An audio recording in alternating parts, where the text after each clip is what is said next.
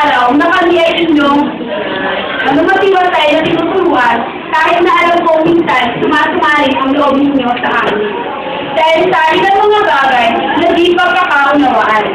Sana po ay patuloy nyo kami pagpasensyahan sa mga bagay na di nasusunod ng buong klase.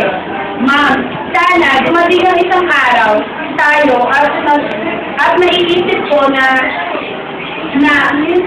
araw tayo ay magkakasalubong ng landas.